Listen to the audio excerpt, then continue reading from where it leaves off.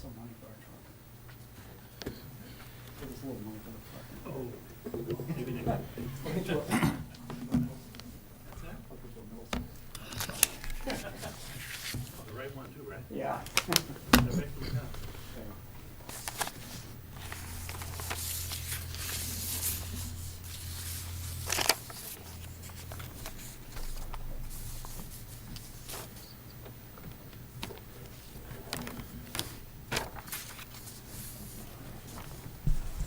Good evening. It being 6:01, I'd like to call the November 30th, 2023 meeting of the Capital Planning Committee to order. First on the agenda tonight, we have our Fire Chief Gary Ryan and Deputy Chief Mike Donahue with us, and they're going to discuss project number 15. Good evening, Gary. Good evening, everybody. Mr. Chairman, board members, Mr. Manager. I think this is our first time meeting together since COVID live, so it's good to be together, so thank you. So after a review of our equipment and operational needs, I respectfully ask for your consideration for the following. So for fiscal 2025, we are seeking funding in the amount of $1 million. Yes, this is the first time I'm asking for an engine over $1 million. $1,027,374 to replace our 2009 Engine 5. So Engine 5 currently has over 89,000 miles on it and over 10,000 engine hours. And if this body approves this engine and we get approval in the spring, it's very likely that this engine that we have right now will be 18 years old by the time the replacement vehicle is available. And Deputy Donahue was with me. He will get into kind of some of the supply chain issues we're seeing as far as the time frame for getting the apparatus, and also the emission standards and how it's changed and the impact and what's driving the cost of the apparatus.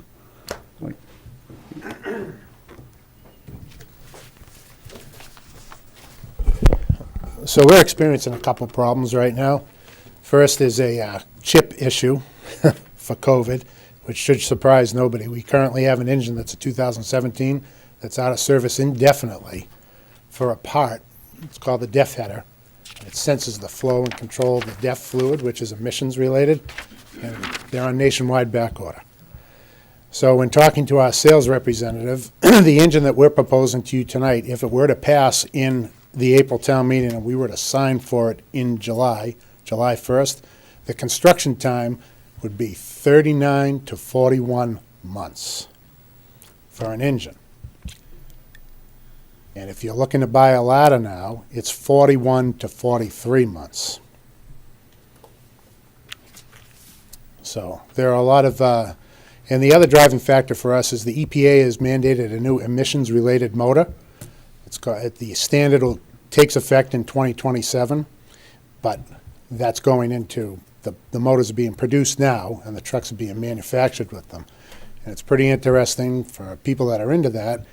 The truck has a 48-volt electrical system, so it'll have two alternators. Standard car like yours, one alternator for your 12-volt system. This will have two alternators, and one side of that electrical system will be strictly for the emissions-related equipment. So it's the government that's driving the cost and time frame and the cost of the motors to go up. And that's not just going to affect the fire department. That's going to affect DPW for their dump trucks and all their heavy equipment. So we're gonna see it right across the entire board. Mike, before you leave, so if it's a 39 to 41 month construction time, how does that get paid? In other words, I know we pay for it, and you can just explain to the committee and how that So, works and how it's constructed and how we pay for it? We have two choices when we purchase a truck. We can pay when the truck is complete and delivered to us, or we can prepay the entire truck up front. And then they bond that truck, and then that allows them to start purchasing the motor, the transmission, the equipment like that. So that we're a guaranteed sale, I guess you'd say. And then there's a discount that comes on the truck, and it varies on the cost of the truck and the amount of construction time, because what is a factor there is the interest. So they share that back to the community. I don't know what the prepayment would be for this truck in terms of what our portion would be, We didn't get that deep into it yet, because that'll be a factor of when you are granted the money, when you sign the purchase order, and when you can pay. That'll all fluctuate with time. And then you want to talk about how you inspect it during the process of the. So currently, we're very fortunate that this committee approved a truck, and it is now finishing construction now.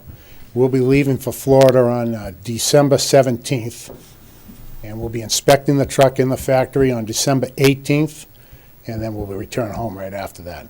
So we have a pre-design. You can either do it at the factory or here. I always do it here because the previous truck is here, and I can refer right to the truck. It's easier. The acceptance, along the way, every week of construction, I get an email with a full range of pictures and construction updates that I can look at the truck and see if it's progressing, see if I notice anything that needs to be corrected in real time. And then we go down at the final to do the acceptance. And then we require them to drive the truck back for us. It's written right into our contract because we basically want them to do a break-in drive. So we require a minimum of 1,000 miles. So this truck is being built in Bradenton, Florida. It'll come right up the East Coast. It'll pass through 2 of their dealerships along the way. So if there's an issue in the Mid-Atlantic or Maryland area, they have a dealership, and they can address anything there. 2 questions related to the price. The $1,027,000, is that a quote from them, or is it an estimate? And to your earlier comment, does that reflect the payment at completion, so that number could be lower if we elected to? So that price quote that we put out there is they give us an estimate right now of what they think it will be, but it also includes equipment for the truck, because the current truck that's coming out of service is going to be somewhere in the 20-year-old range. So all the breathing pack and apparatus and things like that will be, extremely old and require service. And this town made a decision a long time ago to upgrade the equipment that goes on the truck when they get a new truck, so that because where it's reflected is in your operating budget then. We used to have a line item for equipment repair and replacement that, because this committee and the town manager has made a decision to replace the equipment with the truck, that's gone down for equipment repair and replacement, not vehicle maintenance. So basically, this amount is for the truck and for the And equipment. the equipment. What kind of a warranty do you get on the truck? So it varies on portions of the truck. So like the warranty on the transmission and the motor will be from the manufacturer. So in this case, we run a Cummins motor, it's 5 years, 60,000 miles. We run an Allison transmission, that's 5 years, period, time-wise, because we pump as well as drive. The transmission both runs the pump and the drive line. Then the corrosion protection, so the paint in the body, is usually 10 years. But the trucks are made from aluminum, and so while they don't rot per se, they will corrode over time. So each of the components, there are varying different warranty periods, depending on what you have in there. The pump has a separate warranty. That's usually 3 years. And there's not usually any opportunity to extend the warranty. They don't do that. They don't. They don't. Because our usage, this is not a truck that's going to just be going down the road and stopping and making deliveries. So it's going to see some severe duty, whether it's pumping or weather or, so you get the factory warranty and that's it. So it sounds like there are only 2 payment options, upfront or at delivery. There's Correct. no way to incentivize. I'm not aware of a scaled payment option. Are there any way in the contract that we can penalize for delays? No, because they'll write into the contract. I'm sure we could try and have that discussion, but I think they would pull the force majeure clause and say that it's beyond their control, supply chain issue they couldn't get. So I'm not sure that would hold. Okay. But they've been pretty good on their estimate. Okay. Like this truck is right on schedule. All right, good. I'd say it's 3 weeks behind, and that was just, we're in the holidays, and I think that's what happened. Okay. But this quote is paying now. Not now, today, but July, when it's approved. when it's approved. And the actual numbers that you came up with, when did you do that? I just did it for the chief a month ago, less than a month ago, when we started to really put our capital together.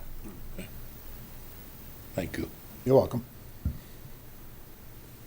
From a finance perspective, if we approve this and it's pay on delivery, does it hit our capital budget now, or does it? Basically, what we do is we would issue bonds, and we're actually going to take a look at that.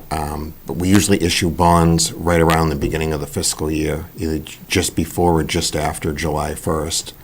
And so we borrow the money so that, we have enough cash to make this payment. Like, if we have to make the payment on July 1st or July 2nd, whatever the first business day is, we have enough cash to front that money, but then we would need to issue bonds and then we would repay the debt service, usually over 10 years on a truck of this size. But if we were to decide to pay on delivery, could we essentially defer that capital Really? expense? Because we have to do another borrowing. We'd have to, I mean, if we defer this and they don't have if they don't have an authority to like sign a purchase order or a contract with the manufacturer, then it's gonna kind of put them behind, so. No, Is what it- he's but- saying is that if you, authorized but unissued debt, John. In other words. Oh, we could- You had the Yeah. authorization, Yeah. but you didn't issue the debt till. Till, Yeah, we can, Delivery. yeah, it's Whatever, actually something delivery. we're looking at, because with the interest rate climate the way it is, it may be better to put off borrowing the money so that we're not, Exactly. yeah, until we actually really need to make that payment. That's one of the things I'll have to work with the chief and the deputy chief to see when is that payment due if we are going to pay up front. because that may give us some leeway this year in how much we approve. Right. Right, so for example, if we approved just hypothetically, if we approve a 5 million plan and we don't need to make that payment on this $1 million payment on this truck right away, I could issue $4 million dollars worth of municipal bonds and keep the 1 million as authorized but unissued debt and do it at a later time. But we would just have to work in But you close can't- coordination with the chief to see when that payment's due. If for example, if we were required to make an initial deposit of half, 250,000, 300,000 to get this process started, then I would need to do a temporary borrowing to cover that, because we can't end the fiscal year, we can't make a payment on something and not have borrowed funds, because the Can't have a Department of deficit in Revenue, the you can't account. have a deficit in the account. How do you reflect the obligation? In other words, if you only pay a portion or you defer, how do you, I mean. how Oh, in do you- our books? Yeah, how do We- you on the books We do we have to report all of our debt service to the DOR. Both Darlene as town accountant and myself have to both sign this report that goes annually to the Department of Revenue. And so we would show it on the report as authorized but unissued debt. So it means that town meeting voted to authorize the borrowing, but we haven't actually issued the bonds yet.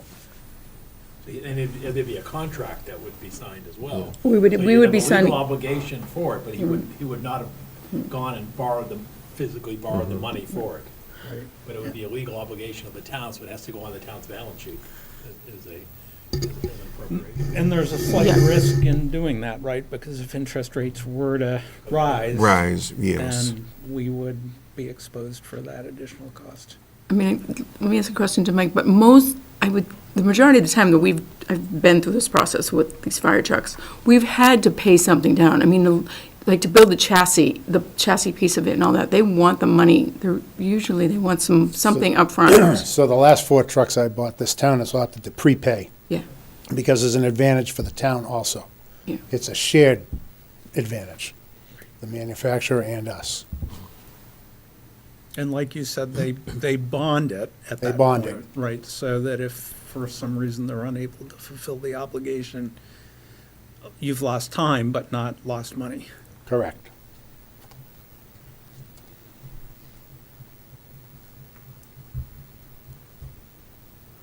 Is there any more questions for the chief or deputy chief? I just want to add something. In front of you, I've dropped off try to usually give you an update on what we have. It's a look, a reflection of what we have for apparatus. So it has the vehicle, the location, the year, and the replacement date. So as the deputy was saying, we have a new engine that is coming in a few weeks. If you go to staff vehicles, take a look at that. We have 2 vehicles that will be coming for staff vehicles. We have a Ford F-150 Lightning that will be the department's first all-electric pickup truck. That is coming. In addition, the manager has approved a bid, or it's going to go before the select board, I should say, on Monday, for the mechanic's truck. That's going to be a Ford F-350. Both those trucks are expected in December. So bottom line, in December, we got a lot of activity. We have an engine and 2 staff vehicles. So my thanks to this committee, my thanks to the town. Also, Deputy Donahue has announced his retirement. If you look at this reflection, Mike has been with me for all our meetings. He's a tireless advocate for this town, for this department. You can hear that when he comes. He's very knowledgeable. I can't thank him enough for what he's done for the department and for the community. So I want to thank my partner, Deputy Donahue, for really his tireless efforts in replenishing our fleet. Thank you. Going forward in the out years, after this engine, the next one will be the ladder, So the ladder is on there for 2030. 2030, and But then, we also have that engine because that is the year when you were town manager, we had that year where we purchased both 2 vehicles. So we have the ladder first, Yep. but we also have an engine coming in. that would be engine 4, would be the following year? That's engine 4, so that will be 2030. Okay, So when we opened up the station back in 2014, we had a new engine ladder, and a new ladder. So we kind of, yes. okay. Thank you. I'm sorry, I'm confused in this one. If you say 2030 or 2029, is that when you receive the truck or when you seek approval? That's a very good question. So so when we did this, that's when we were looking to replace, but based on what the deputies told you, that's going to change. It's going to change by probably a couple of years, and I'll probably have to reflect that because he told you the engine is 3 years. What do you think for a ladder? Longer, correct? 41 to 43 months for a ladder. So yes, you can wipe that out, and that will change. But that is, if everything lined up like we've had in the past, that's when the truck would have retired. So the way that ladder is proposed, it would be at its 15-year mark. It would be Right. 15 years old, which would be the time we'd look to replace. Right. Unfortunately, we'll have it a little longer. So, We can always hope that the supply chain will straighten out by then. or you can approve the ladder tonight, and we can take that off the table. That's up to you. But I leave that to you. Thank you. Thank you. Thank you, Chief. Congratulations, Deputy Donahue, on your retirement, and thank you for all your work on maintaining and procuring the vehicle fleet for the department over the years. Next we have Public Works, and we'll hear Director Clancy has a presentation for us, but the Public Works projects are items number 16 to 22. So do you want me to do the presentation If you first? would you, if you'd like or- to do that, whichever you, are you, Yeah, I can jump into. So the presentation ties to a lot to the facilities piece, and I know there's some non-facility components, but I can start with the presentation. There are copies provided to you tonight. We just put this together, and I think this is really to show as we go into this year's budget. This is really a significant request by DPW, and I think across all departments. And looking at our infrastructure assets, we have deteriorating structure. We have many needs across all divisions in DPW. And as we were looking at some of these needs, and that's why we have a over $11 million budget, we were looking at roof, boilers, and elevators. And that's something that we have appropriated boilers and roofs in recent years, and boilers and elevators. But it's looking, there's really a focus needed annually for roofs. And I think this would be a good, I want to provide this overview to kind of show you what we have in our current asset value for roofs in our town. Every town building has a roof. It is something that's not really a great project, but in terms of, it doesn't look like it adds people don't notice really a new roof. People will notice it if it's leaking and needs repairs, and that's what we want to avoid. And so we do an annual asset management update on our roof. We have a consultant that goes through, inspects all the roofs, makes recommendations for remedial repairs, estimated costs for any repairs, estimated cost of replacement, and also they estimate the years remaining of life. And so we look at that list annually, and this is reflected in this overview. So in terms of our inventory, we have a total of 18 acres just worth of roof in town across all of our buildings, so a significant amount. And that is made up of 6.5 acres approximately in town buildings, and then 11.6 acres of school roofs. So significant asset in town. Next slide, please. And so, as I mentioned, we assess them annually. We have various roof structure type, PVC, membrane, asphalt shingles, metal. That's all included in our asset management database for the roofs. We also have a lot of solar panels located on the town and school roofs. I think many of them installed about 10 years ago. And that is really a value and an asset to the town, and there's a savings associated with that. But it's something to consider when we look at roof maintenance or replacements. You also have to consider how you handle the solar panels. The average lifespan of a roof is 20 to 25 years. So when we program in replacement costs, we look at 20, 25 years. There are some metal roofs that are 30 years old and are still I would say more of the asphalt and the membrane roofing. You're pretty much at the 20, 25 years. And we even have some that fail before that. I mean, we don't want that, but sometimes at 17 years, they're failing. And also, there are opportunities for cost sharing with MSBA for school roofs, but that criteria is 25 years or older. And we'll get into that, I think, when we get into some of the later with some of the specific recommendations. Next slide, please. So we went through the entire asset management database and took really inventory of what we have. And as you can see, across, I separated by town buildings, by schools, and then the total. And so in green is really is really an asset value where we do not have any current replacement or even remedial maintenance needs in the near future. These roofs are 0 to 15 years, so really in fair, good condition. There might be some minor maintenance, but nothing we don't program it into a 5 or 5+ year capital replacement. That when you get to the yellow and the red, that's on the slide. That's where we start to program those costs into what we look for replacement. The red, though, for the yellow category is 15 to 20 years, and some roofs start to fail below 20 years, and some right at that 20-year mark. There are roofs, too, and so the red is anything older than 20 years. Some of those roofs are, and we'll get into some of the recommendations tonight, are leaking, or have 0 to 1 years, very little years estimated. So they're at a risk of leaking if they're not already.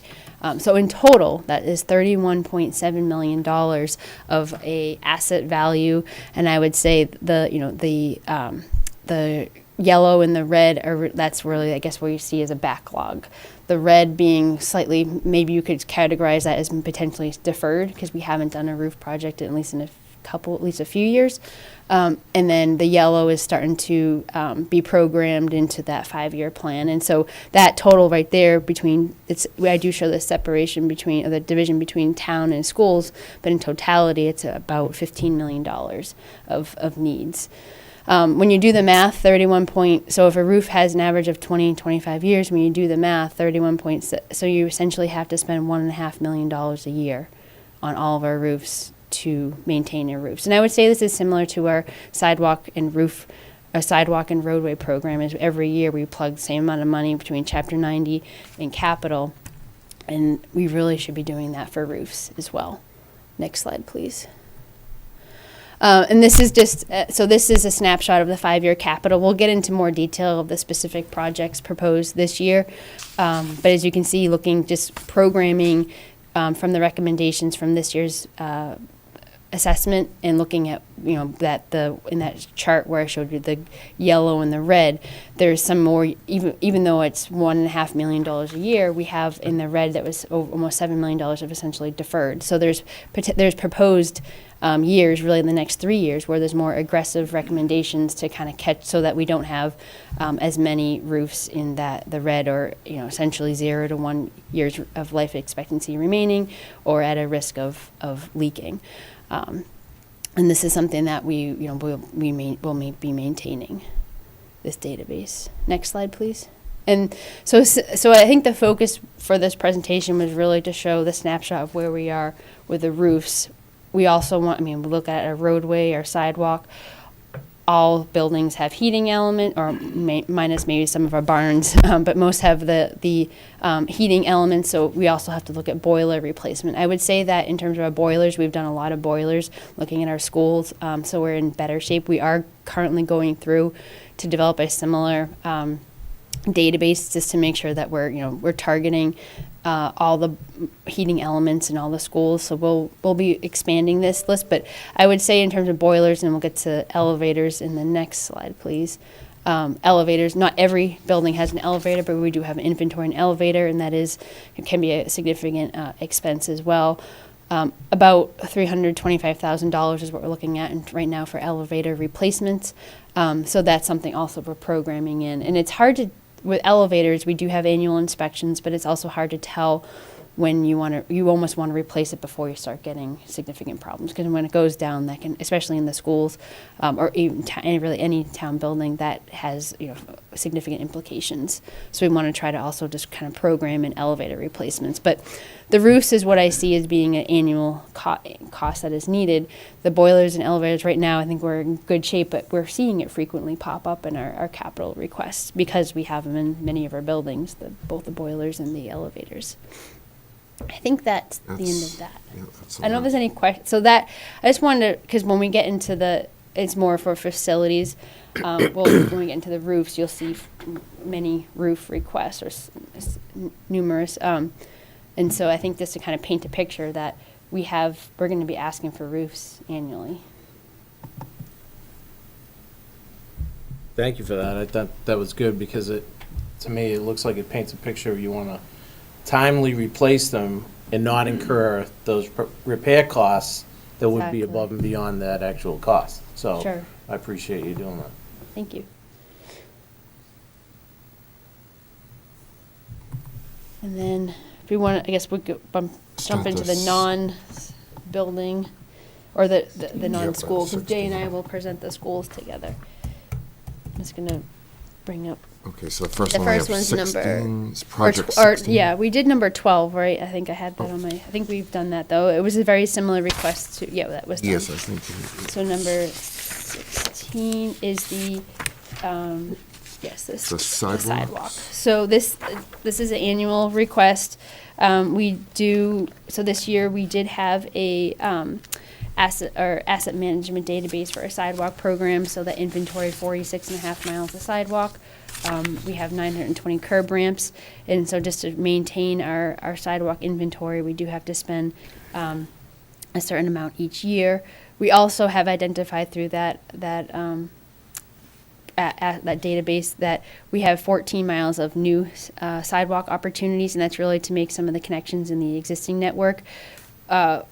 We have so many needs in our existing network that what we've said is that when we do the new sidewalk segments, we'll kind of pair that with our roadway program. So an example is Parkhurst Street. That's been on our list, and so there's a segment on Parkhurst Street as you get towards Drum Hill that does need sidewalks. So when we're proposing that for next year, so that's a piece that we would look to add sidewalk. Old Westford is another area. There's areas where there's missing so people I think ask, why didn't we do all Old Westford? We stopped at, I think it was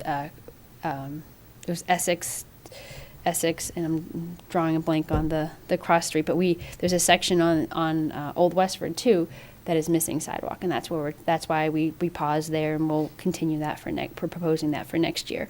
I did cut off on the request. I had listed the location, so we annually request $350,000. This is also supplemented through, we have $1.1 million coming in through Chapter 90, that additional 300,000 was disappropriated this past summer, so hopefully we see that annually. I don't know if it's promised, but at least it's this year. We also had free cash from this past fall. So it all goes into this one program. We're currently updating our pavement management database, or pavement plan for next year, along that will coincide with our sidewalk.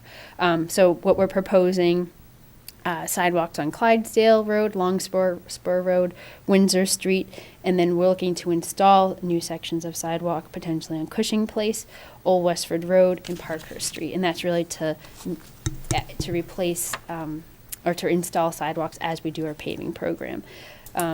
The $350,000 of sidewalk, that's about 1.5 to 1 mile of sidewalk.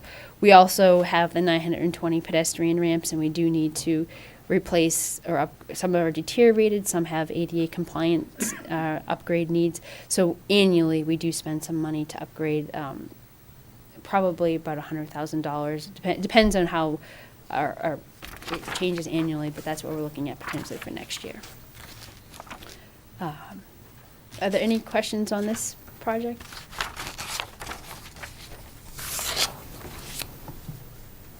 And so this is, I would say, the sidewalk and roadway program really work hand in hand.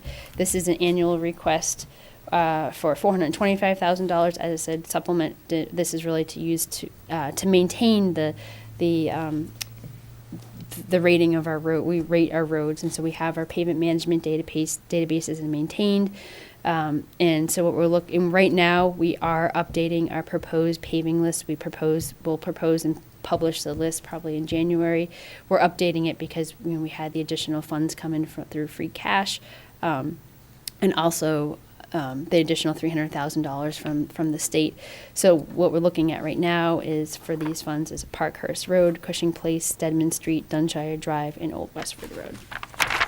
And we also do, we just did a micro sealing pilot last year, so looking to expand that, and also crack sealing potentially. We do that annually.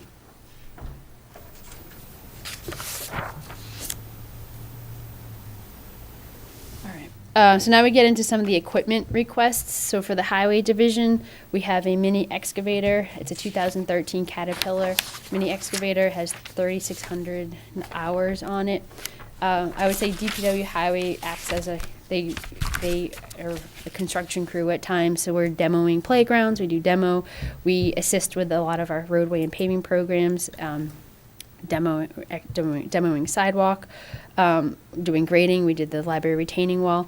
So this is really a critical piece of equipment. If this goes down, I talked to our highway superintendent, Joe Erickson, and he said, if this goes down, Christine, then I'm renting a piece of equipment. So we don't really have a backup. And we have had more significant repairs happen to some of our older equipment. And sometimes also we try to keep a part, if we know there's a part that might go down, we do try to keep an additional one in stock. But we also do have part delays on some. I don't know particularly with this, but I'll get into another piece of equipment. But it is a critical component to the highway division. Next slide, please. Christine, if this one's approved, would you keep this as a spare backup, or? Potentially, we would keep this one just as a spare backup. For now, I think we do put items on municipal bid, so we would potentially keep it as a spare. But the thing is that if right now, if it goes down, we're renting.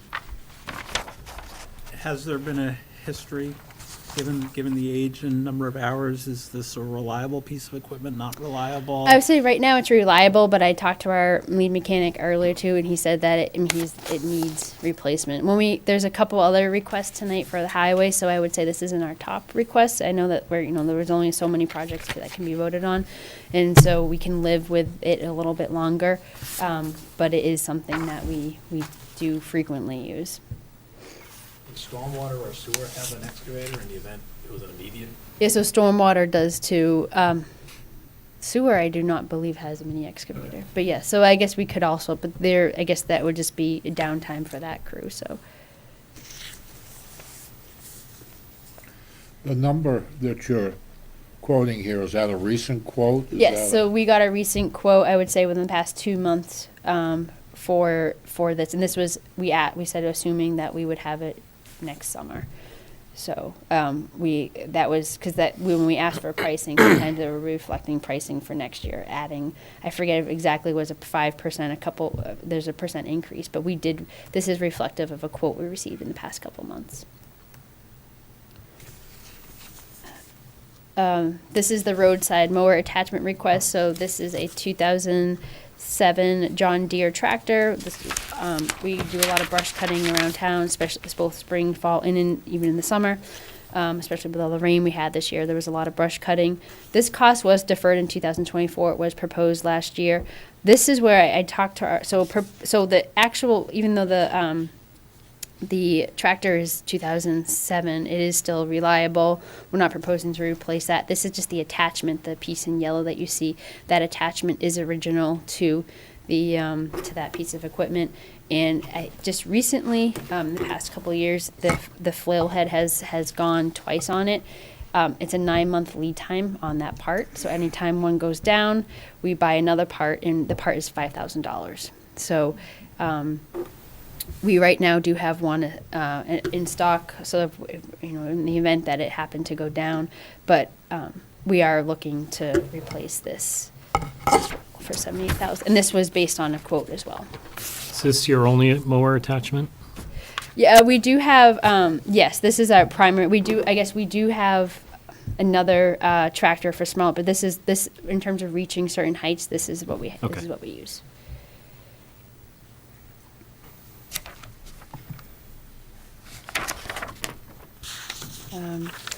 Project number 20 is the DPW highway maintenance garage roof. This is located at the former DPW site. We still use it as our DPW site. This is also where the Chelmsford telemedia is housed. This is where the facilities store a lot of their vehicles. So this building is still in use. This is part of the roof-wide assessment program. This roof is failed. They said of all the roofs they inspected across town, this was one of the worst ones. Estimated, and this is based on their estimated replacement cost, $150,000. Leaks have been reported. I guess in terms of it's not leaking in an office space, but it still is something that we want to avoid. And for Chelmsford telemedia, I don't think they've had leaks on their side. The leaks have been more on the garage part of it. The roof itself is 31 years old, 6,300 square feet, membrane material, and there's not, because the roof is really failed, there's not too many more remedial efforts you can do. What's the long-term plan for this building? That's a good question. I think the site, my hope is to we use this site a lot, especially it being North Chelmsford. We especially for storms, or we use that site a lot. So right now I see it as a still being used to store vehicles and use it for storage. I think we do need to take a look at the longer use of the building, but it still seems to be, I still see it being used for some time. And I don't know if there's been any previous discussions. Yeah, you've got the council, there's no other place for the vehicles that are there. The council on aging vehicles are there, telemedia's vehicles are there. Your use is there, as you noted, for the winter time when you're doing snow and ice removal. There's no plans to abandon that site. We need that space. And in the back is where the fire mechanic apparatus bay is there too. So there's no plans to just sort of walk away. We just don't have the space elsewhere. Right, I was more thinking, is this a future building replacement project? I think in a long term, but that's something, I think if we look at our 5-10 year, there is proposed to house our facility vehicles. But this building still functions. There's probably some repairs needed to this building in time over the next few years, but I don't see this being a roof that we're putting on a building that we're going to knock down. That was really the question. Thanks. This is request number 21. This is the pothole truck, or it says medium duty patch drainage truck with plow. This is actually, of all of our highway requests, this is our highest request. this vehicle is used very frequently for pothole repairs. And then also, for storm responses, plowing. We've had significant repairs made to this. There's a lot of rot. If this we have this vehicle ready to use this winter, we're not certain it will pass an inspection next year. So for next winter, we have a concern. And if we're down this vehicle, we're down, that's one of our pothole trucks, repair trucks, and it's a plow. And we are still seeking plow contractors. We're down pieces of equipment. We're actually at a point where we're trying to find a way to any vehicle. So in some of the vehicles other vehicles presenting for facilities, when we add vehicles, we're trying to add them with plows so that we can use them, because we're seeing less contractors sign up with the town, and we are having to, have additional plows in-house to try to, overcome that deficit. So this is the highest priority from the highway vehicles between the mower and all are important, but this electric SUV for engineering, this was a request put in by engineering. So we actually did, this is pictured, we did purchase one in the end of before the calendar, in the last fiscal year. And we had some great rebates that came in. So I think in total it was like $37,000. I don't know if we'll get all those rebates for next year. This is proposed. So right now we have 4 engineers that share 2 vehicles. If they need to go on site, then they're asked to use their own vehicle. Thing is a lot of sites aren't suitable for their vehicles, and so it's something if they don't feel comfortable going to site, they gotta sometimes arrange to find another vehicle, and we don't have vehicles hanging around DPW. So it's an ask from engineering to see if they can get an additional vehicle. It wouldn't be, this one would not be replacing a vehicle.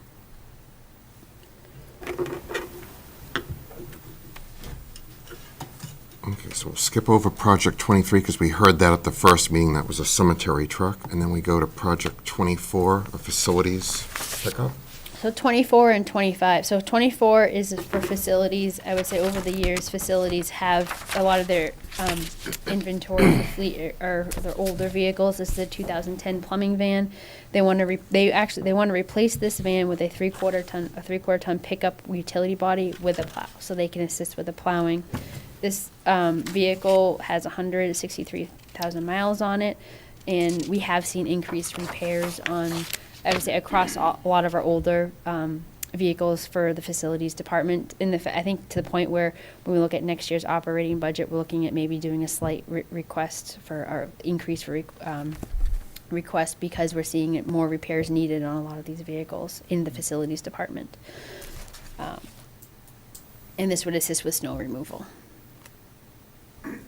Christine, on that, the 85 would also include the plow, or do you have plows that you could attach to? That the was truck? with the plow. That was with the plow. This is a 3/4, not a 1 ton, so 3/4. It was with the plow. It was with the plow attachment, maybe not with the plow itself, but with the plow attachment. So if but I believe we had proposed for a plow as well. I can check on that.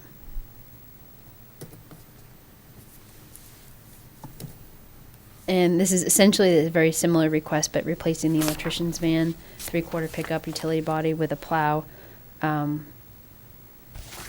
van has 111,000 miles on it. This was deferred from FY24, and it would assist with plowing in the winter as well.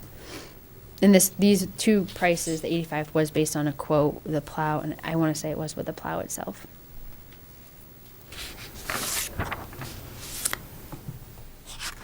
Electrical vehicle charging station. So as we add electrical vehicles across town, I know this was brought up at the last capital planning meeting, we need to add infrastructure. So we are looking at annually making requests.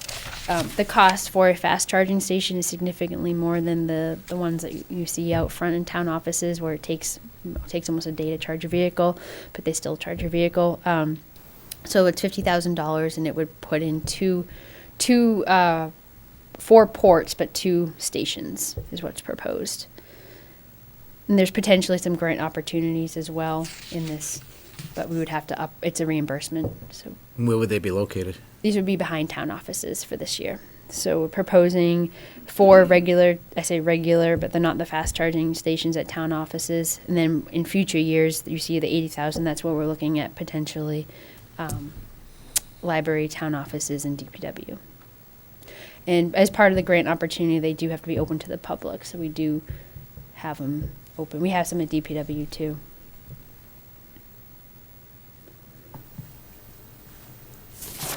Next is the town offices second floor bathroom renovations. I think this has been discussed at least since I've been here, but I've heard it's been a project request for some period of time.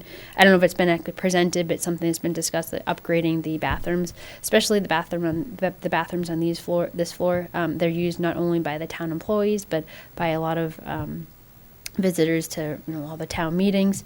And we would be looking at, it's $120,000. This was based on a square footage estimate cost of about $600 a square foot. It would be floor replacements, partition replacements, ceiling, upgrade electrical, plumbing, paint, and then also looking if there's any ADA requirements as well. Are we not in compliance? I would say, if you look at, we want to look at the, there's certain, we have to go and verify that. There's certain, like, where a hook is, the height of a hook, and so there's some very particular, I would say we're not, we would want to verify that. But having gone through some recent renovations in some other municipalities, when you look at the requirements, they're, like, the hook is off an inch, or so we would be looking to be that compliant, and also low flow fixtures that's come up in terms of our water usage, and so we would be upgrading with those fixtures as well.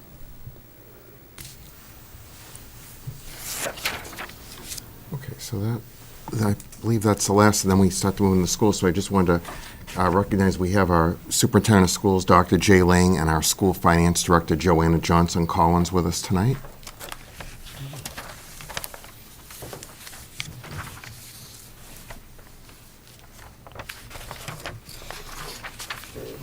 We'll present both there's a number of school facilities projects, and I guess I'll start with the first one. So you'll see some, like I said, the first one being the school administration partial roof replacement project. This was another project identified as part of this year's roof assessment, so this is the addition that was added to the back of the school administration building, that modular unit. That was added in 2008, but the roof is essentially has failed. And what was reported to me, it's almost like when you walk on the roof, it's very spongy. So there's been likely some leaks. I don't think there's an active leak, but there has been history of some leaks as well. Of all the roofs recommended, they said this was one, too, that they would recommend, just because there's not really a remedial option to repair this roof. I don't know if there's anything you want to add to that, or? No. It does leak. It does leak currently. Okay. It catches the water. We have to regulate. This is one of our top requests in terms of, this is to replace the community education boilers. When we look at we have done a lot of boiler replacements over the years, so we're in fairly good shape, but this is one of the buildings where we have 2 existing 2 million BTU boilers, 21 years old. They really have exceeded the useful life. We've bought additional parts to get through this winter. We actually just made repairs before this winter season. And I think at one point we have one that is currently down waiting on a part. So it's something that we'll get through this winter, but they're really in need of replacement. So our hope would be to replace it next summer, so that we just don't go into next. We'll get through this winter, but I'm just nervous about beyond this winter having these boilers. It's essential. You need heat in a building. How current are the numbers? These are pretty, because we've done the center school boilers, we've done the high school, so these are, we have good pricing because we've been doing boilers, so I would say they're relatively current. We haven't done a full design, but these are close to what we've been seeing and what we've recently installed, so I would say these are good estimates.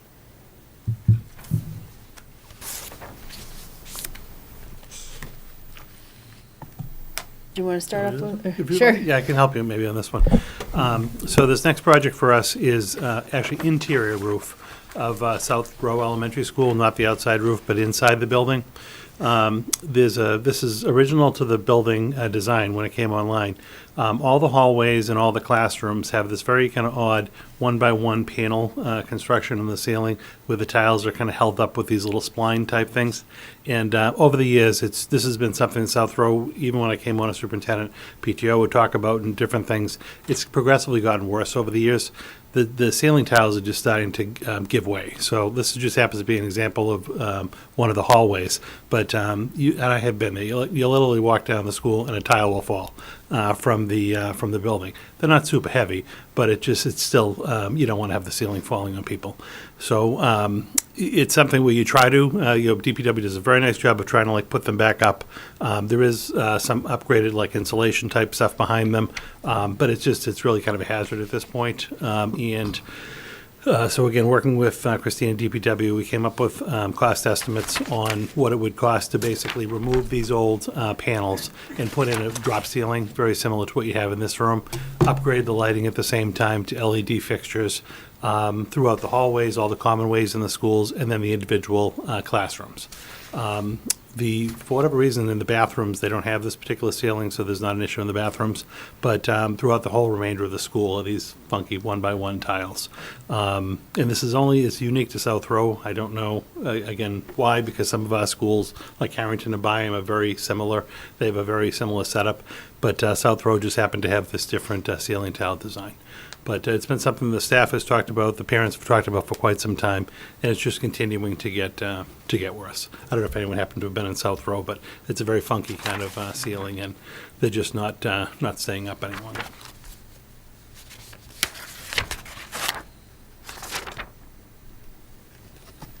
How would that project be implemented from a timing perspective? Would it all be done, could it all be done in one summer, or? We'd at least try to target it being done in the summer. I think it could be done in the summer. Yeah, it would have to be done outside of school hours. One of the things that we always run into a little bit of trouble with is just the timing of the capital process and when we go to town meeting in April. It unfortunately just happens. We kind of have a 10 to 12 week kind of sweet spot in the schools during the summertime when we can do a lot of these more significant projects. We would hope if it got approved and it got recommended in the spring, it is something where we probably start kind of getting our specifications ready to bid immediately. On a fortunate thing for something like this, there's not a big lead time in, ceiling tiles and things along those lines. What we run into bigger problems with is say a kitchen project or something like that, where there's a big lead time on equipment you just can't get.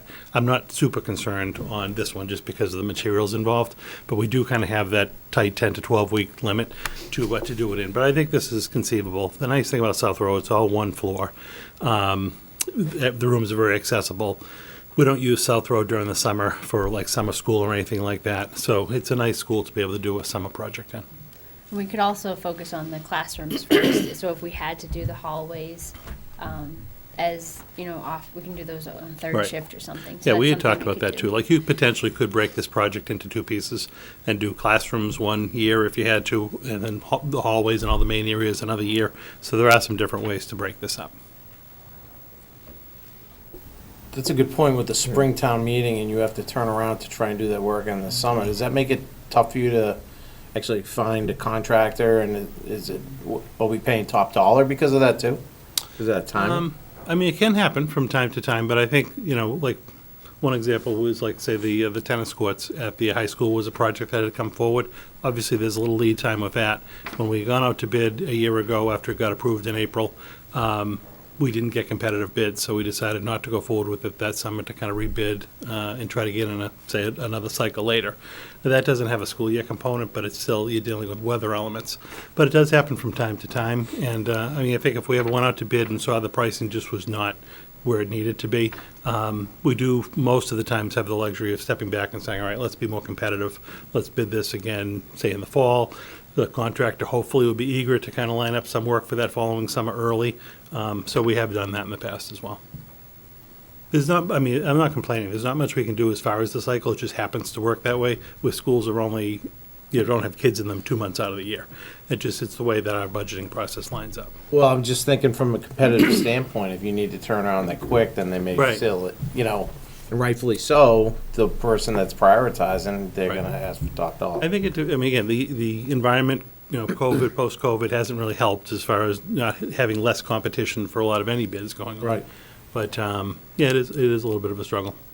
And I know it's not this page, but even when you're looking at the boilers, and I'm thinking about creatively, if there's anything that we cross our fingers that could, be maybe lasting another couple of years, and John, I don't know if there's something we can think of creatively now that we're in this position where we don't want to say no, but we have the budgetary constraint. If there's something like a truck that we hope to get another year or two out of a boiler, that obviously isn't something like an engine, long-term for months.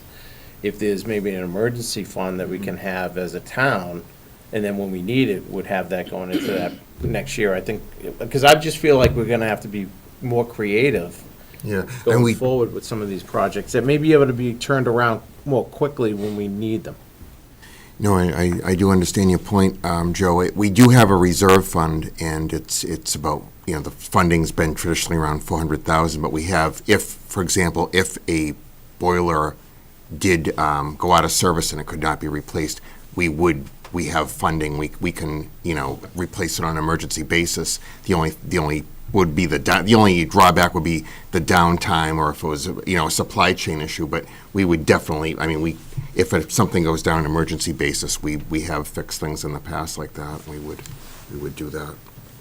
You can't use the existing grid? There isn't one. There isn't? No, it's these one-by-one tiles that are just adhered through these like kind of metal splines to the ceiling. It's not like a drop ceiling. Really? Yeah. Is that cardboard? No, it's, I couldn't tell what Almost like that an was. insulation. yeah, it's like a fiberboard almost. Okay. Rests. Honestly, I've never seen them before. I didn't know if that But, was just, covering up a gaping hole or something, and I couldn't tell what that was. Oh, no, so that, It is in the- what you're seeing there, You see the exposed I'm area sorry, where the white tiles area was? is the one-by-one tiles. The kind of what looks like a cardboard type thing, Yes. I think is just the ceiling that's behind it. So there's like a gap Insulation. in the tiles. I think that's the insulation that you're seeing. Okay. I think that's the insulation around some of Okay, it could be that as well. That's not the tile, though. The white area is what the tiles are. Yeah, and we did look, I guess, as part of this project, we did program in some insulation replacement too. Yeah, there is insulation behind them.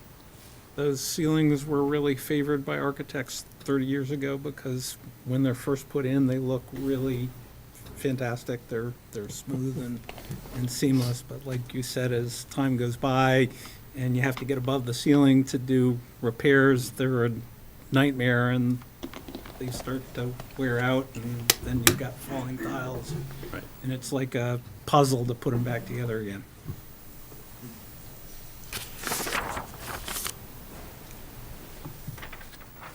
This is, I do have a picture, I have just a couple copies, I'll just pass them down.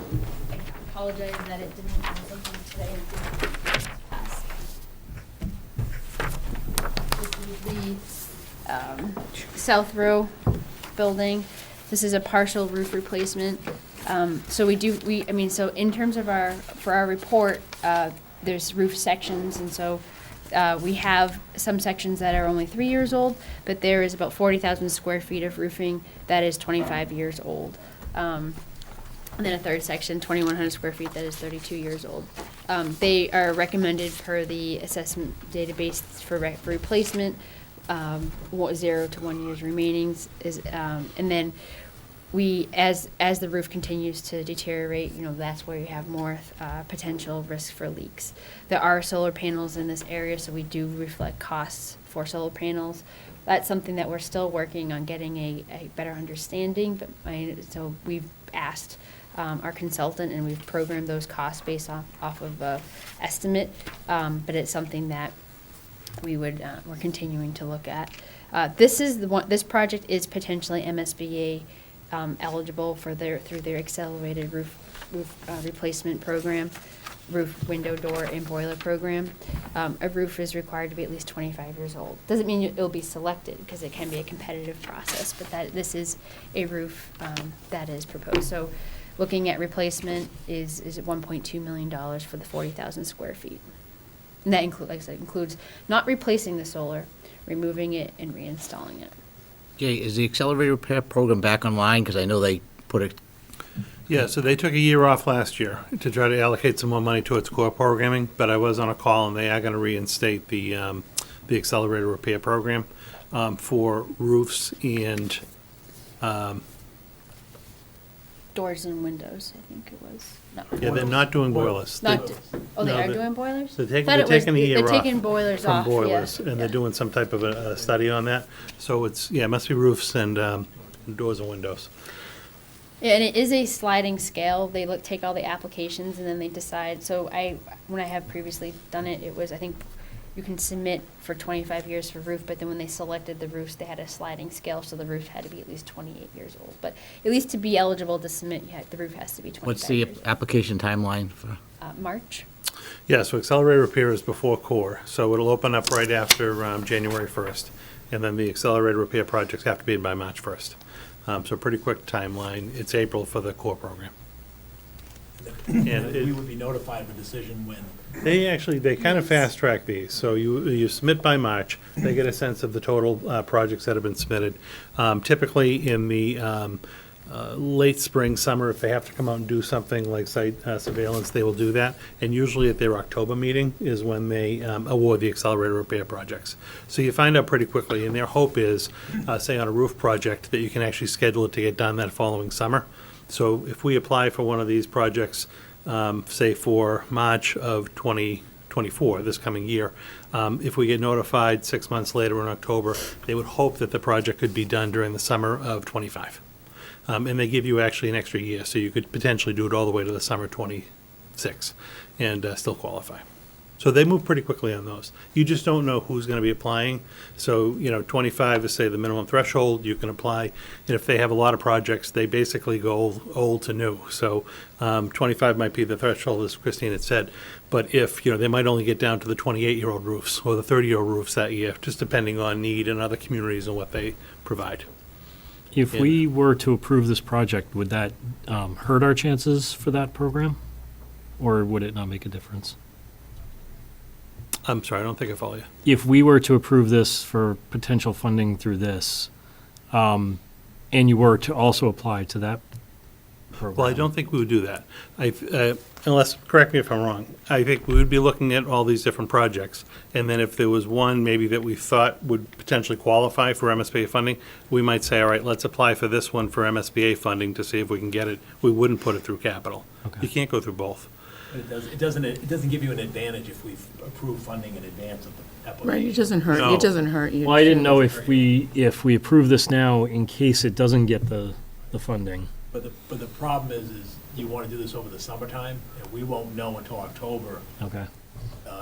so it won't help us this summer.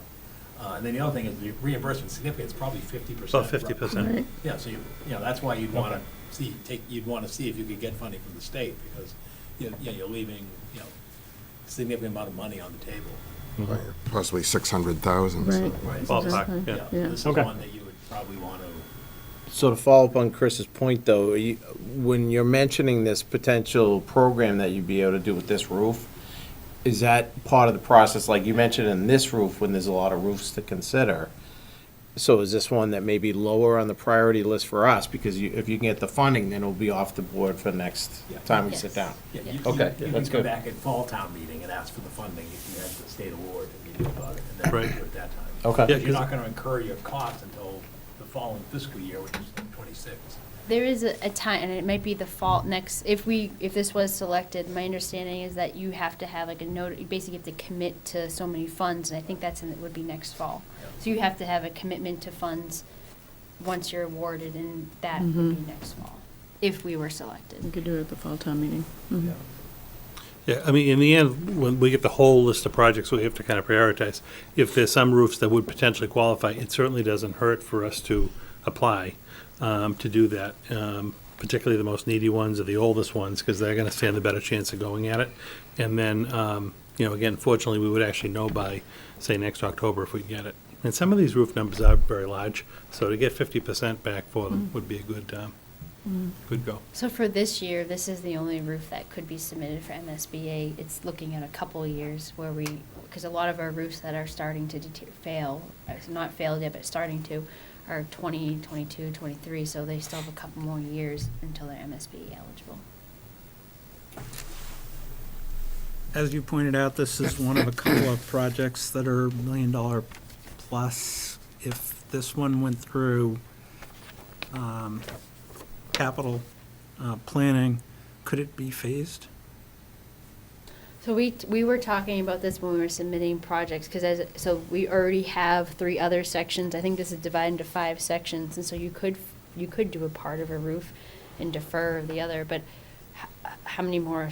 I mean, it becomes more complicated. For now, we have like 8 sections that we're managing, so we thought that it would be good to try to keep this 40,000 square feet together. But I guess, yeah, it could be divided. It is a possibility. And for MSBA, I know their requirement is the roof value has to be at least $250,000. So they wouldn't They wouldn't do it want in to submit the pieces. larger ones. Can I just ask a quick question, though? Like the ones, the ceiling tiles, and then this is both the South Row.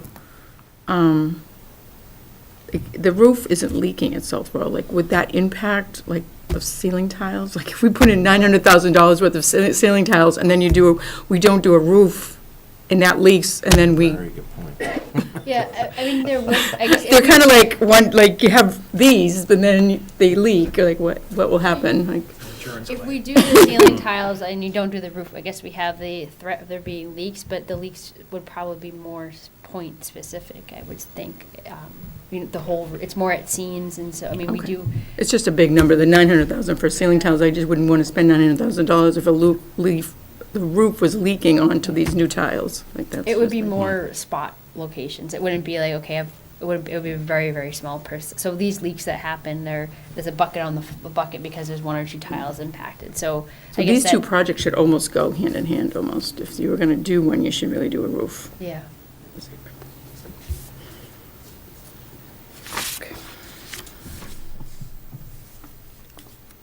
The next project is the proposal to replace the Parker Middle School elevator. We do have a number of elevators right now that have been funded in previous capital. This elevator is 29 years old, similar to, roofs. It's, I guess, looking at the, we do have these evaluated annually. And one of the comments that has been made going back to 2017 was that there's a hydraulic cylinder that's buried in the ground that is subject to rust and corrosion. So it is recommended for replacement. And elevators, when they get to be this age, they're recommended for replacement typically. This is the only elevator in the Parker School building. There's the elevator, there's the lift. There's an external lift. It's the Yes, only functioning yes, elevator. So it's yes. not like the hospital where you go to the elevator banks and one's not working, you go, just go to Exactly. another one. We only have one per building. Right, yeah, if this doesn't work, then you've got a problem, particularly with students who can't, who have, mobility challenges. Yes. That's the concern with this.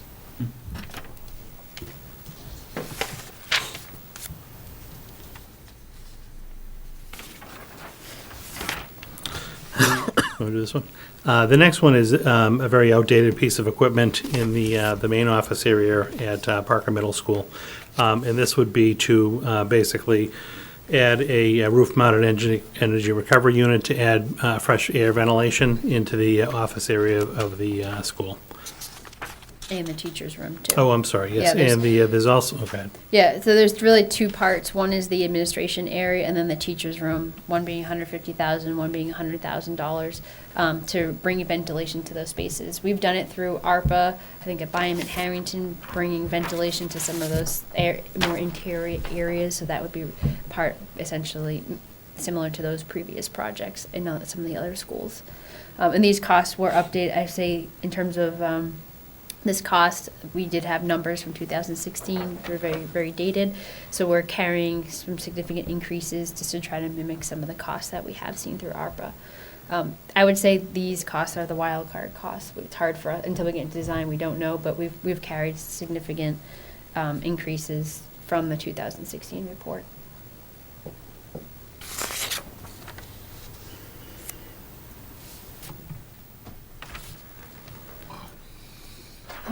Another roof replacement. This is a partial roof replacement at the Parker Middle School. This is the modular units at the Parker Middle School, 9,700 square feet. The roof is 23 years old. It is made up of an EPDM membrane material.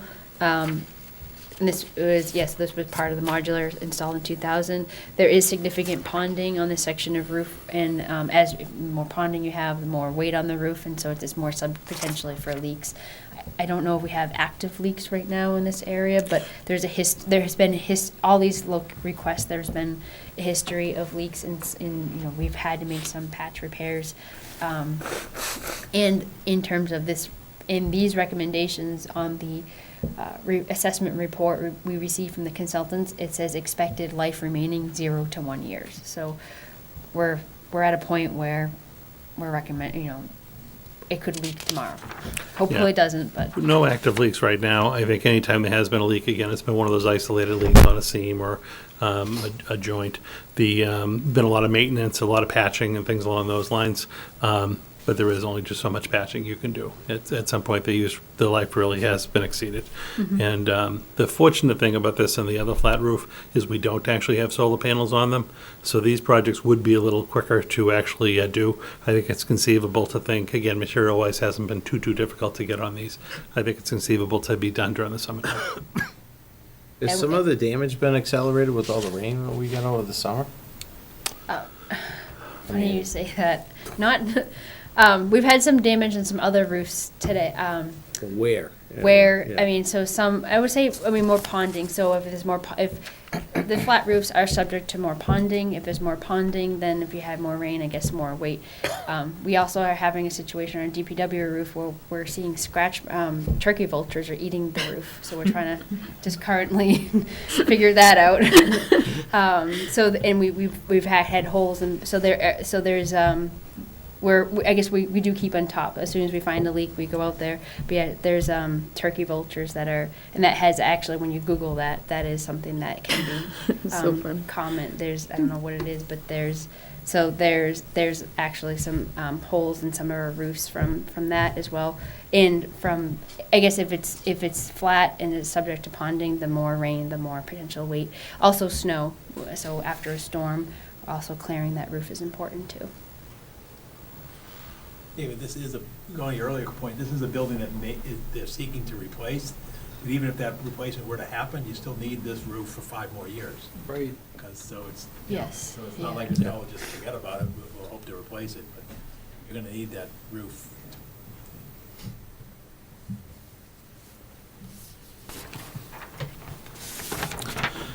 Another elevator at McCarthy Middle School. This elevator is actually slightly older than Parker. This is about 34 years old.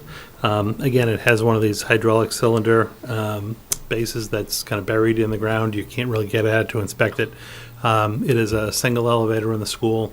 We do have staff and students and staff that are required to use the elevator during the day regularly. We've been fortunate that, maintenance has been upkept, and even like over this the long weekend we had heading into the holiday weekend, the company was out doing their annual inspections and things like that, and it's functioning. You just never know when it's going to actually break, and then how long it would take to replace and get parts and things like that. So this particular elevator at McCarthy, we had on the capital plan starting in 2022, and we deferred it through the process 22, 23, 24. So this is the 4th year it's kind of been on us for a priority. Part of the reason that we deferred this one, and then also Parker was deferred last year, is we were trying to figure out exactly what we were going to be looking at as a longer-term solution to a potential new school project, and it was going to impact one of the 2 middle schools. Last year, we did decide that we were going to make the application for Parker Middle School. So we are in the process of waiting. Hopefully within the next week or 2, we'll actually hear on that particular application. But Parker is the school that we could make the more compelling argument with the state as a potential new school project.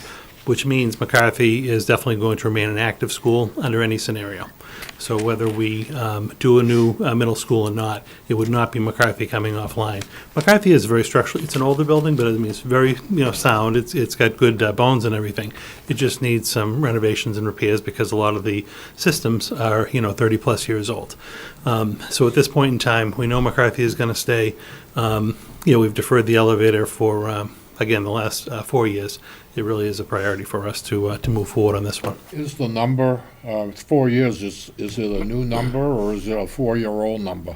No, this number, I don't know what it was 4 years ago, but this number was updated last year, and I actually just compared it with I know there was a bid in Lowell for a 2-floor elevator, and this is actually a little bit above that, so I do think that this is So a it's good current. number. So it is current. We will have to go through, and as we design it and the repairs, we'll update the number, but I do think this reflects what I've seen in recent bids. Thank you. And this is the only elevator in the building, I think we mentioned. Yeah, we just have the one. Only one. Yes. Yeah, all of our schools only have one elevator. Next project is the kind of redesign refurbishment of the tennis court area at McCarthy Middle School.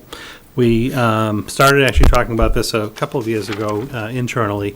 I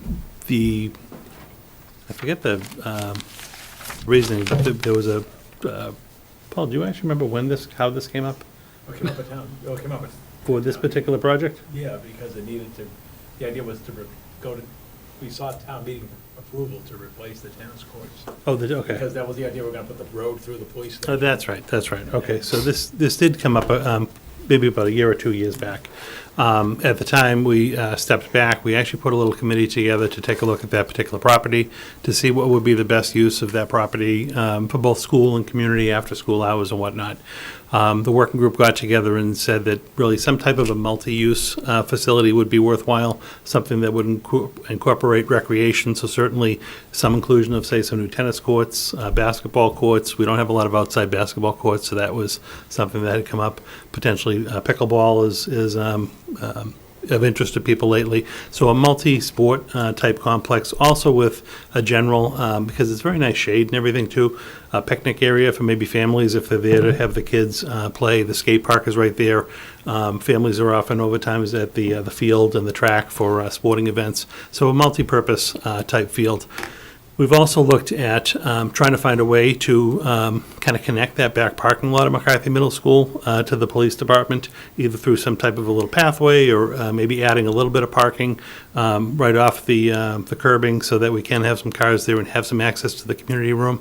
One of the projects later also would talk about potentially adding some additional parking in the front of McCarthy Middle School, so kind of cutting into that island like we did at Harrington.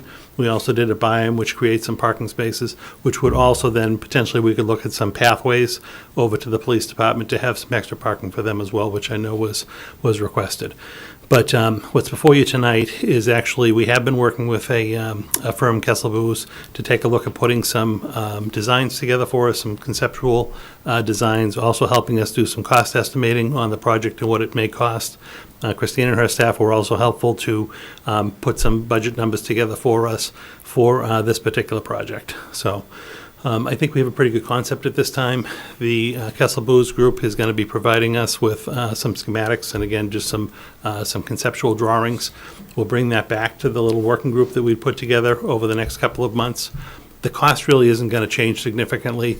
If it's a basketball court or a tennis court, it's all an asphalt type surface. It's just different, lines and things along those. So I think the budget on this one would be pretty solid. And we are, DPW, we have the ability to, if you look at the picture, it's in such disrepair that it really can't be used. And so DPW is going, actually beginning week of December 10th to demo the existing courts, just because they're no use, and we have the time in the winter. We don't have as much time in the summer, so we'll be demoing it, not because, just because we have the time and it can't be used as it currently is. And that will actually also cut down on some of the site costs whenever we do put a new facility in. That won't have to be part of the contractor's contract. They'll just have like a cleared, leveled area for them to be able to work from. So that'll actually help us cost-wise.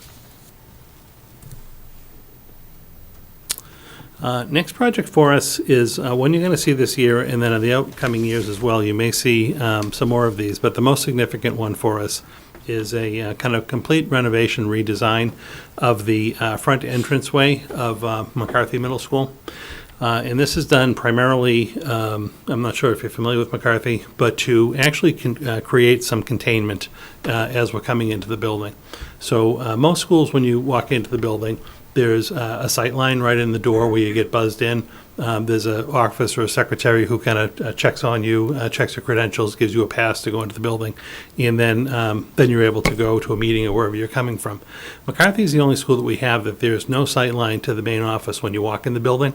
So there's obviously a camera phone, so the person identifies at the door what they're there for, and they get buzzed in, and they're directed to come take a left and report to the office to sign in.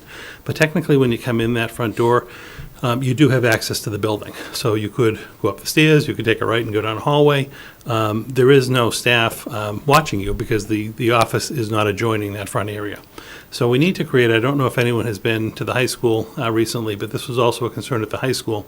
When you used to go in the main doors, there's a giant hallway, obviously, and if you happen to go during kid passing time, there's a sea of people. So, we're hoping you come across the hall to sign in, but it wasn't as kind of controlled. So we actually created a separate secure entrance at the high school where any visitor coming in during the school day after school starts, has to buzz in. They walk in and they're contained in an area where an individual actually runs a background check on them, gives them a credential to go into the building. A staff member may come and greet them and bring them to a meeting, but it's a nice secure kind of security vestibule before they get into the space. So we need to redesign McCarthy to have a similar setup to that, so that, because again, we don't have that sight line to the office, that people can actually get checked in, can get verified before they're actually allowed into the school space. So on this one, again, we've got a wide open area, so it's very good to work with. We've got some individuals that are giving us some proposals on changing out the front storefront to add different door configuration so that we can isolate a door to be able to have someone have to come in, check in, and then get access into the building. But this is a serious concern for us, and I know we'll talk on it later, but the school committee and the administration kind of went through and kind of prioritized projects because we do know there's limited money. This was actually the top project that the school committee was concerned with. Again, refurbishment, also kind of having safety at the forefront of our decision-making. Happy to answer any questions, but I think if you've been there, you might have a sense of what I'm talking about. Wasn't this we just did a safety audit, one of the recommendations of the safety audit is to work on our security at our front doors, in a Right. lot of our schools, so. Yeah, and I think that's why we said, it's, in the coming years, you may see some more of these. McCarthy's the only one, though, that, again, does not have that sight line. At some of the other schools, when you do buzz in, at least you have a kind of window, and you've got the direct access to the office. It's going to be a lot easier to configure kind of a quarantined off type space before you get access to the building. McCarthy is the most complicated one, and it was also the recommendation of the security firm as the first one to tackle. So this is fundamentally mandatory. We need to do this. Yeah, in my opinion, this has to be done. From a security point of view, It's essential. I- This School committee agrees with this you. was before the news last night about what was going on in Lowell. and- Right. exactly. I just don't see any way of not doing this. Right. I concur. Any questions? Sorry. And if, on any of my projects, you're certainly welcome to come out to a school and look at things. If you wanted to go to the high school someday, even on your own, and, go through the check-in process, you're welcome to do that. We could set up a meeting over there, and you could go in and say you're meeting with the superintendent and kind of go through as if you're an outside person coming into the building. I don't recommend you going out there without a purpose, because that's going to be a red flag for them. But, definitely. What's that? Do a test run? Yeah, don't do that. Don't do that. But if you want to see any of these projects, we're happy to take you for a little tour or set up a meeting so that you can actually see them firsthand. But the high school is an excellent example of what we're aiming to do at all the buildings. Well, especially if you're gonna have to be creative if you're replacing, Parker in the Right. next couple of years or Right. whatnot. Yeah. Well, again, I mean, we would have made this recommendation anyway for McCarthy, even, in the short term, but where McCarthy is staying online, it's certainly worth the investment. Oh, this is that, so the next project is that, what I was just discussing earlier. It's adding some additional parking to the front of McCarthy Middle School. And when we'll be doing that on the island, so McCarthy is one way right now, where you come in kind of closest to the police department, and you're coming out on North Road on the other end. If you think about that, on the left is where the giant island is. We would actually kind of cut in some parking spaces there to help the school during the day, but also, again, even as a community resource, could be able to help the police department with some overflow parking. On the end of that island, before you kind of take the left onto North Road, the cars kind of get bumped up into a single lane. It's just very difficult for people who want to take a left. They have to wait a lot longer for the people who want to take a right. So we'd like to be able to actually have there be two dedicated lanes. If you want to go left, you're on the left. If you want to go right, you're on the right, to just kind of get the traffic in and out a little bit better.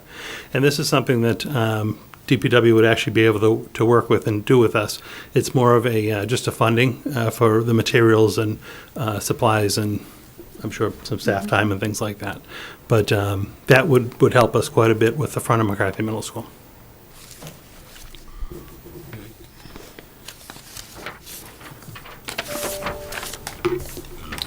The next project is a partial roof replacement project. This is a 36,000 square foot area at the McCarthy Middle School. This area pictured is really the area above the cafeteria, the kitchen, the gymnasium. The roof itself is 22 years old. It's built-up roof system. We do have active leaks actually currently, and in the report, there were a couple leaks that were identified. It's something that we do try to chase down quite frequently. Also, because it's a built-up roof system which has multiple layers, the ease of repair is not, once you start removing those layers, you don't know the limits of the repair. So in terms of a remedial repair or a spot repair, they're more costly. So this really is a critical need in terms of our roof. Especially, I think the active leaks that are occurring right now are in the locker room, and I know there's been some also in some of the courts and the gym. This does have solar panels, so we've programmed that cost into this replacement. This is not MSBA eligible because the roof is only 22 years old, so we're looking at another 3 years before it even becomes eligible. Yeah, this one does have some significant leaks, particularly in the back half of the school. So in the locker rooms, in the gym, cafeteria is not too bad, but in that back area of the school, if you're in, we had some work being done over the course of the summer to refurbish the gym floors, and one of the locker rooms we had done a renovation to and added a whole fitness center. But we were dealing with like active leaks while we were trying to do that. And it's just very difficult to even track them down internally, because when the water's getting in on the roof, it's just catching different lines and beams and things like that, and they're appearing in just random places. So this roof is definitely beyond its time. Any turkey vultures up on this one? Not on this one. I'm not aware No, of they any seem to like turkey the vultures. membrane. This is more of a built-up roof system. I learned that today. I did not know that they liked membrane roofing. But I saw their bite marks on the DPW roof. Doesn't taste as good.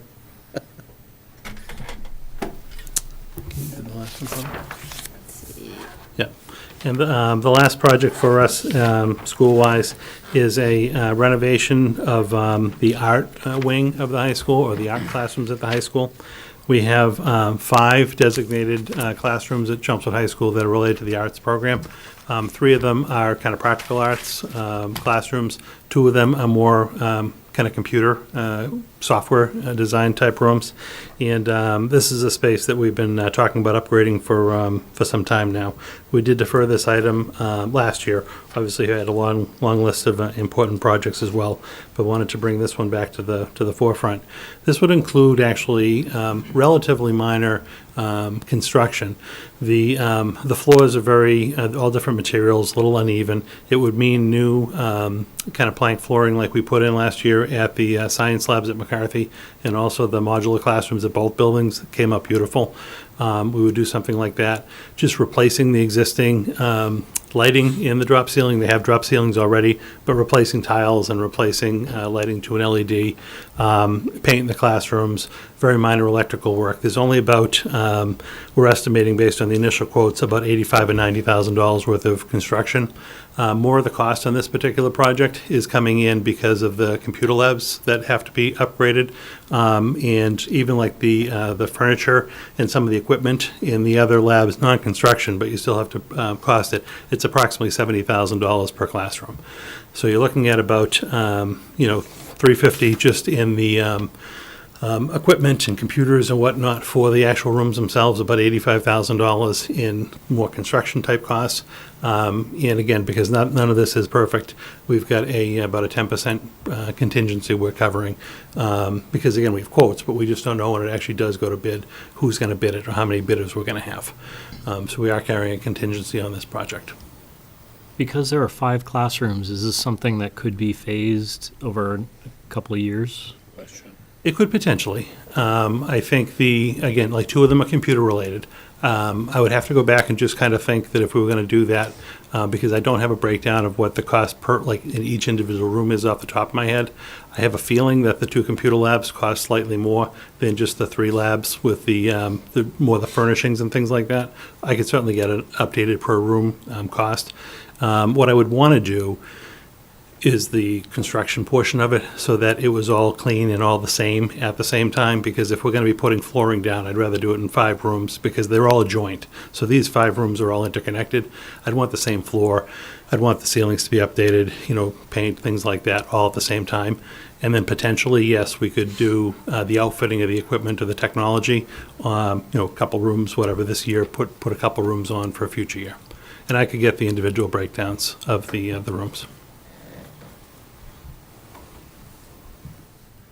This goes, just kind of in closing. We've done a lot of upgrades at all the different schools to really support all of our student populations.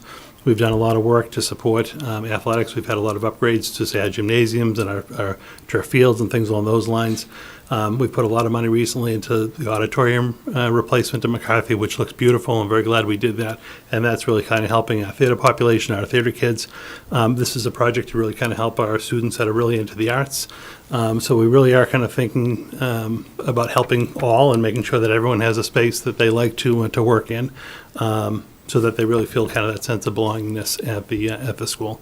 So this would specifically be to help kind of upgrade the art wing of the building.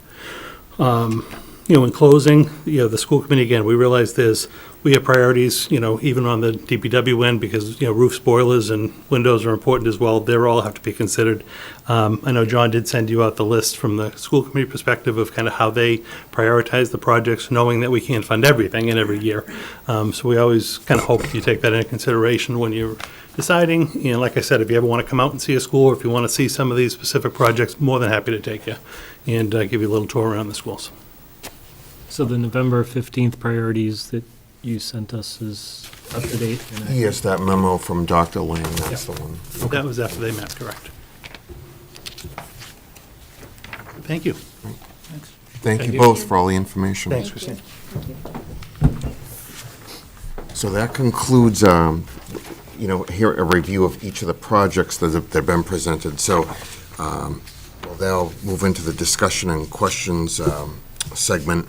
And so one thing that I had passed out last week, and I gave you copies this week, our town accountant, Darlene Lucia, put together a list of recaptured funds. So for those that may be watching, what these are monies that are remaining from prior year projects that are completed. So Darlene, if you could just explain to the...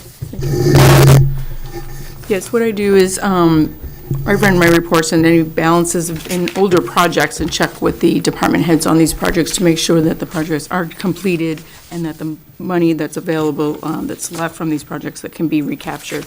The first project is the DPW. It's with the Alpha Road when they were doing the paving there. And that project, that was actually appropriated back in fiscal '20. The total amount of the appropriation there was $250,000.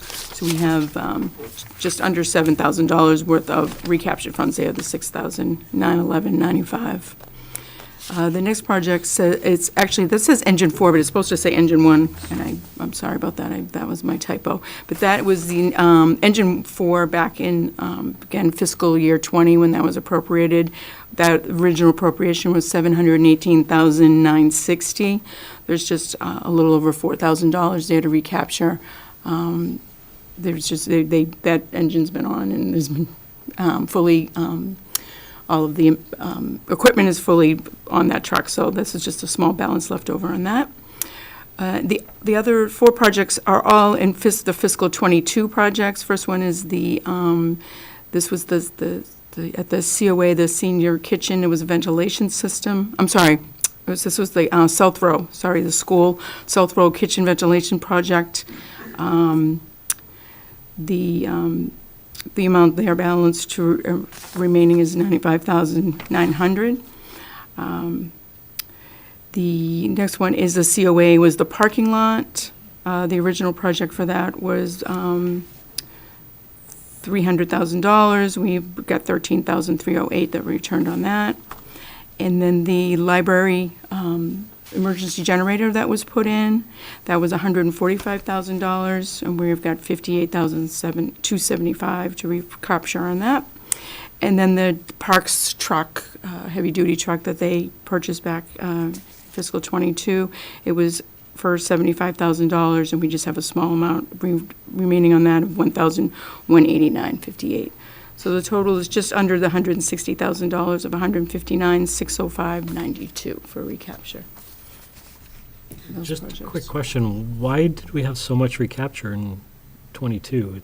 If I remember in years past, we never really got this much recapture.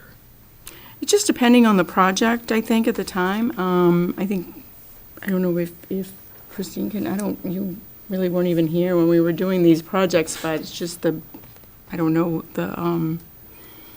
bidding back then. I'm not sure. I'd have to, I think it's project specific, and so we see if we come in, I wasn't part of the estimating process, so I don't know how they estimated.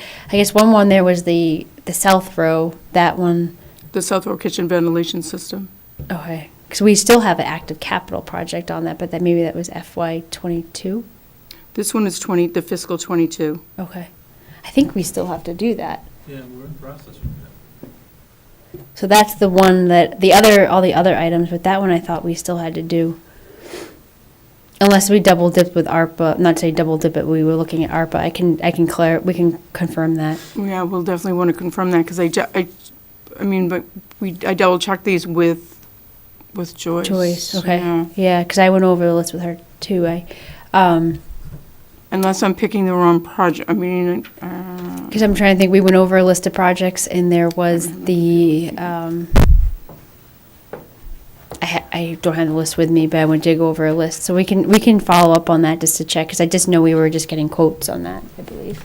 Yeah, there was a piece, and I can also look at my South Row stuff, but we had done the, remember we did the roof project with the MSBA? That was one we got an accelerated repair on. And there was a piece that touched the kitchen. And there was a hood component that was also kind of tied into the roof that was very difficult to kind of work through. So the entire project didn't get done at the time, and I wanted to say it was closer to $70,000 that was still set aside for the final piece, which was the vent hood, or the kitchen hood had to be replaced, and then there was a draft issue with it or whatnot. But we actually have had companies out as early as this fall, and we're just looking at final quotes to get that work done. So if it is tied to the hood, that's still an active project. Let me look in the morning and just see what. Yeah, let me circle back with Joyce then too. Okay. On these projects. Yeah, so Could it we'll have been tied to? confirm. Could it have been roof related at all? Because I know the roof portion No, is done. the roof we recaptured. We Okay. recaptured those funds All right, from we'll the look in roof the morning and project. we'll get back to you. And then once we have that information, I'll forward that out to the committee, so we'll double check that. Okay, so thank you for the report on recaptures. The second item of business is, I know it's because this committee meets seasonally, so we, the last meeting at the end of last season was December 8th, 2022. I know it's been a while since, so I left you new copies of the minutes. Hopefully, everybody has had a chance to review those. I know two of the members this year were not here for that meeting, but if everyone that was here last December, has everyone had a chance to review? And if so, I'd accept a motion to approve the minutes. I'll make a motion to approve the minutes for December 8th. Okay, I'll motion. second it. Motion from Joe and seconded by David Goslin. Okay, all those in favor of the minutes as presented, please say aye. Aye. Okay, so we have, I vote aye. Yep, so 1, 2, this is just for Vivian. 1, 2, 3, 4. 4 in favor, 2 abstentions. Okay, great. And let's see, do we have any public comments? Would anyone like to make comment, present anything to the board that hasn't done so already? Okay.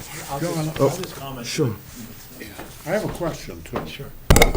In the tri-board meeting that will be coming up, Next week. it seems like our capital needs are gonna be significantly more than perhaps we've seen in the past. Yes. Will your projections reflect that? Yes. Yes. You will see a emphasis on capital at the tri-board meeting.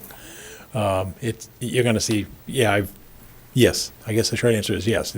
There's gonna be an interesting discussion at the tri-board meeting in terms of capital and what were the challenges that are before us. But, yeah, capital is a big concern as well as inflation. And inflation's tying into capital, Of course. as we can see here. And that's sort of why I'm standing here right now is, last meeting and this meeting, you've heard $11 million of legitimate capital requests. We can't fund $11 million. Last year, we funded $4.3 million, and so we just talked a little bit about recapture.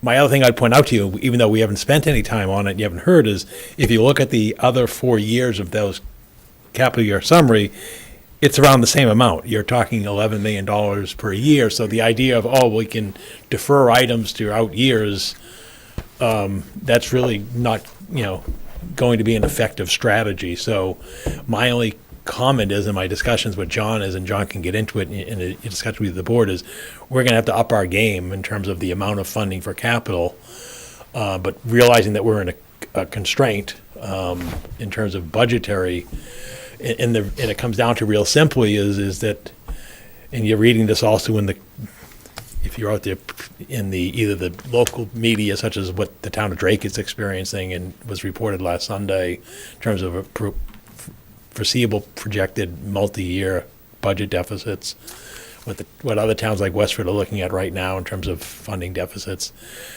Our early indication right now, between the discussions that John, Darlene, and I have had, is that we'll just get through the upcoming fiscal year with the contractual obligations, meaning labor contracts and others that we have, as well as cost contracts like solid waste and transportation and so forth. But this is a real challenge, and the real challenge going forward is 75% of the town's revenue comes from Proposition 2.5, which is your property tax, and that has a 2.5% regulator. And the concern that you're seeing and that we're seeing is it not only has an impact on the labor side, but it has an impact on your capital side. And you're seeing it here in the cost estimates for these projects, as well as the costs that we have as a community. I want to make clear, we, meaning this committee and this community, have made material and responsible investments in years. We have not been, neglectful on our watch in terms of what we've done in years. We look at what the money we put in from ARPA funds, we went towards HVAC. You can imagine the list you'd have before us if we hadn't dealt with the air quality issues in these facilities. But the bottom line is, all of our buildings, and you've heard this from whether it's the library building, the police station, the schools, all of our buildings are of an age where they need attention. The only new building that's less than 20 years old is the fire station that was constructed 9 years ago next door. Everything we have, all of our schools, your libraries, this building, and police station, so forth across the community, are in need, as was noted by our Public Works Director, Christine Clancy, a need of constant repetitive care.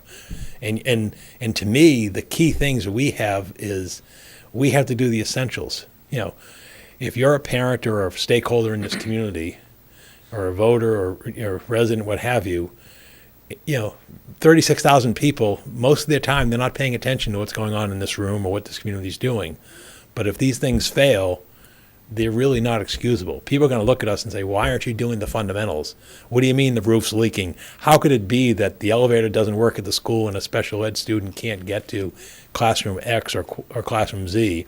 Or if you read the story the other day in Lowell about one of the schools and there was one of the counselors was going off because there were climate issues in classrooms and so forth, and hence the issue of the boilers. And I think my message to you, as the advisory committee to me, is, make sure we get the fundamentals right. It's not acceptable in anybody's situation to not be doing the fundamentals of, roofs, boilers, elevators, key components of our infrastructure. But we've got real challenges, and I trust that we will be responsible with the plan going forward.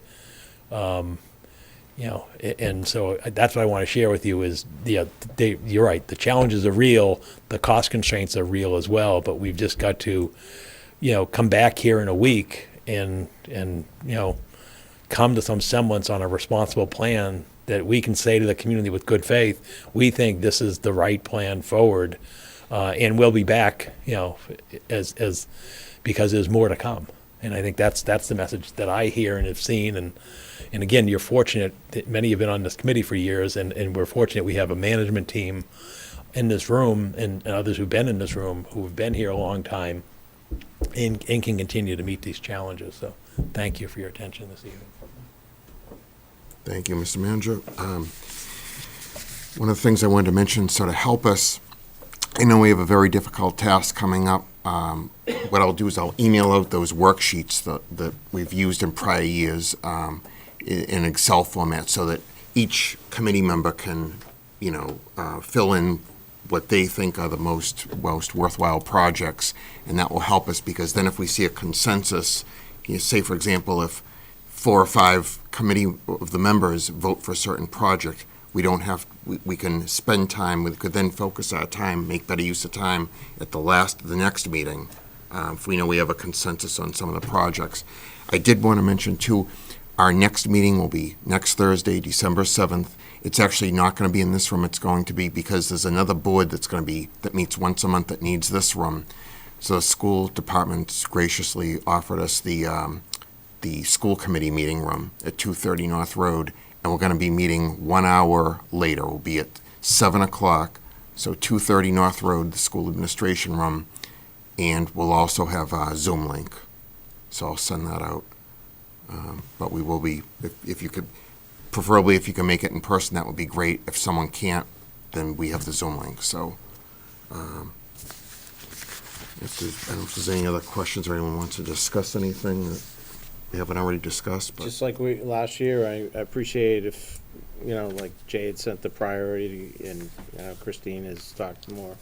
Just as we make our deliberations, I refer to their expertise more than ours. So- Yes, exactly. So that helps us prioritize our feedback too.